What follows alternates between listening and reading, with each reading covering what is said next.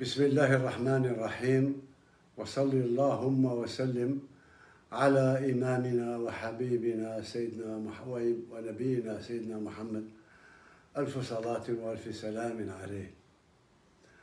أيتها المواطنات، أيها المواطنون الأعزاء، كما تعلمون منذ ما يقرب شهرين أخذت إلى الخارج على جناح السرعة لما كان قد أصابني من وباء كورونا.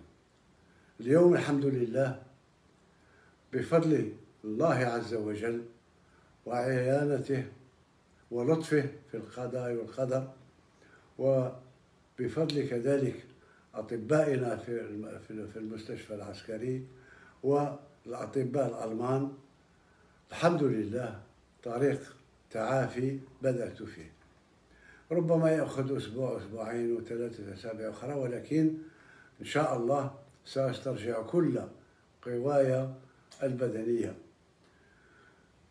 بعدي عن الوطن ليس معناه نسيان الوطن، فأنا أتابع يوميا إن لم أقل ساعة بساعة كل ما يجري في الوطن، وعند الضرورة أسدي تعليمات إلى الرئاسة.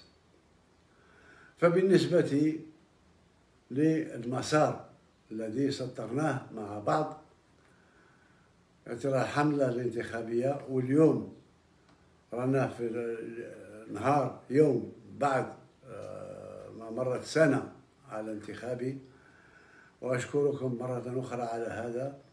إذن بالنسبة للانتخابات طلبت من الرئاسة أن يروا يشوفوا مع اللجنة هذه مكلفة بالانتخابات بتحرير قانون الانتخابات الجديد، وباش يكون واجد في أقرب وقت.